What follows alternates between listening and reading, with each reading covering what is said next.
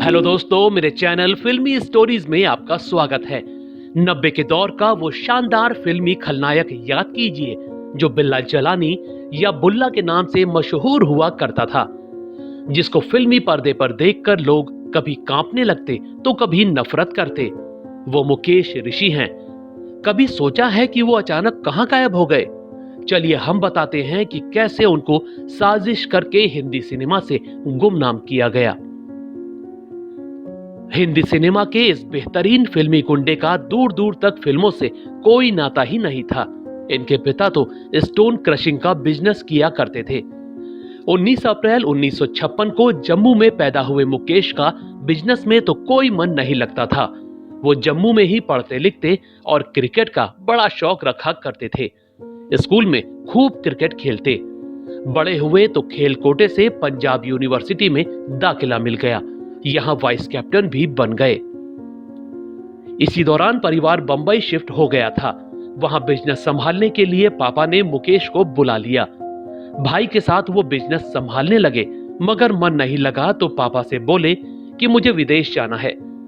पिता ने फिजी में अपनी जान पहचान की एक फैमिली के पास उनको भेज दिया।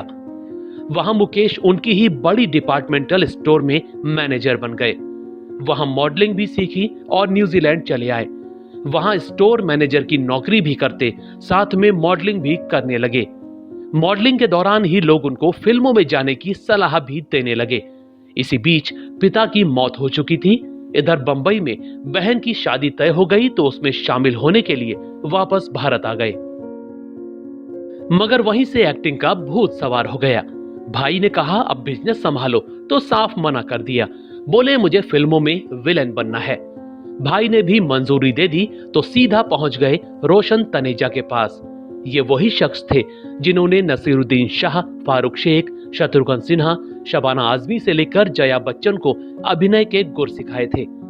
उनके एक्टिंग स्कूल में दाखिला लिया और तनेजा साहब से बोले कि जब आपको लगे कि मुझे एक्टिंग आ गई है तभी मुझे प्रोड्यूसर के पास काम मांगने की इजाजत दीजिएगा। 6 महीने ही बीते थे। मुकेश एक बार आयशा जुल्का के साथ एक सीन कर रहे थे। उसमें जिस अंदाज में वो रोने लगे, तनेजा जी उनको देखकर इतने खुश हो गए कि वहीं बोल पड़े, मेरी इजाजत है, अब तुम प्रोड्यूसर से काम मांगने जा सकते हो, बाकी तुमको हालात सिखा देंगे। अब मुकेश ने प्रोड्यूसरों के चक्कर लगाने शुरू किए। पहले वो यश चोपड़ा के पास पहुंचे और बोले कि मुझे विलन का रोल चाहिए। यश बोले कि मैं तो रोमांटिक फिल्में बनाता हूं, मेरी फिल्मों में गुंडे नहीं होते।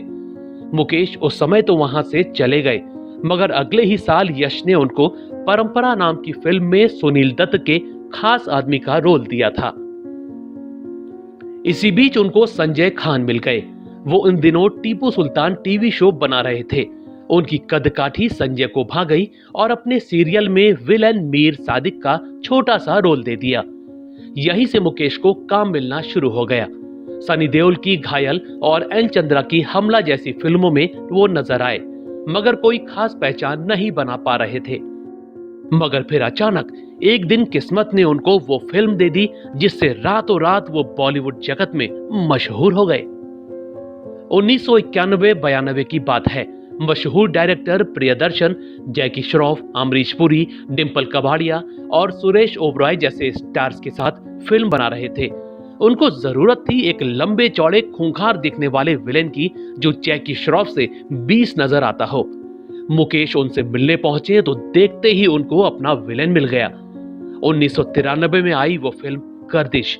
मुकेश ने इसमें बिल्ला जलानी नाम के गुंडे का रोल निभाया। फिल्म रिलीज होते ही बॉक्स ऑफिस पर छा गई। लोगों को हीरो जैकी श्रॉफ नहीं, बिल्ला जलानी याद रह गया। उनकी शानदार एक्टिंग देखकर उस जमाने में लोग सच में उनसे नफरत करने लगे थे। रातों रात मुकेश की गिनती 90 के बड़े विलन में होने लगी। अब तो उनके पास काम की कोई कमी नहीं रही। घातक, सपूत, लोफर, साजन चरे ससुराल, जुड़वा, मृत्युदाता, गुप्त, बंधन, सूर्यवंशम, अर्जुन पंडित, पुकार और कुरुक्षेत्र से लेकर न जाने कितनी ही यादगार फिल्मों में मुकेश ने अपनी बेजोड़ एक्टिंग से लोगों का दिल जीत लिया। 1998 में गुंडा फिल्म में वो बुल्ला बने थे। उनका डायलॉग मेरा नाम है बुल्ला, रखता हूं खुल्ला, तो उस दौर में लोगों की जुबान पर चढ़ा रहता था। 2001 में सनी देओल की फिल्म इंडियन का वसीम खान हो या 2004 में आई गर्व का जफर सुपारी, मुकेश आज भी इन फिल्मों के जरिए सिनेमा प्रेमियों के दिलों में ताजा हैं। वैसे 1999 में एक फिल्म आई थी सरफरोश। इसमें मुकेश का इंस्पेक्टर सलीम का रोल भी मशहूर हुआ था। इस रोल के मिलने का भी रोचक किस्सा है। हुआ ये कि हैदराबाद में बाजी फिल्म की शूटिंग चल रही थी। आमिर और मुकेश दोनों शूटिंग के बाद बैठे हुए थे। अचानक आमिर ने सरफरोश की कहानी सुनाई और बोले कि इंस्पेक्टर सलीम का रोल करोगे। मुकेश कुछ नया करना चाहते थे, उन्होंने फौरन हाँ कर दी। बाद में आमिर ने उनको जॉन मैथ्यू के पास भेजा। डायरेक्टर जॉन बोले कि बिना स्क्रीन टेस्ट के मैं ये रोल आपको नहीं दूंगा। 50 से ज्यादा किरदार कर चुके मुकेश चौंक गए, मगर फिर स्क्रीन टेस्ट के लिए राजी हो गए। स्क्रीन टेस्ट हुआ और वो पास हो गए। इसके बाद इंस्पेक्टर सलीम बनकर अभिनेता लोगों के दिलों पर राज करने लगे। खलनायक की छवि के चलते बच्चे उनसे डरने लगे थे। एक समय ऐसा था जब बच्चे उनके पास नहीं जाते थे। उनकी खलनायक छवि के कारण वे डरते थे। यहाँ तक कि कई महिलाएं भी उनसे कहती थी कि आप ये कैसा काम कर रहे हो, आप तो अच्छे खासे दिखते हो और ये क्या रोल करते हो। मगर दोस्तों, कभी सोचा है कि इतना मशहूर खलनायक अचानक बॉलीवुड से कैसे गायब हो गया? इसकी जानकारी देने से पहले आपको उनकी पत्नी के बारे में बताते हैं। मुकेश जब फिजी में नौकरी करते थे, उसी दौरान वहीं रहने वाली एक लड़की से उनकी मुलाकात हुई। नाम है केशनी। दोनों को एक दूसरे से प्यार हो गया और उन दोनों ने शादी कर ली। उनका एक बेटा है जिसका नाम राघव है। दोस्तों, साल 2000 के बाद अचानक ही इतने बेजोड़ खलनायक को काम मिलना ही बंद हो गया।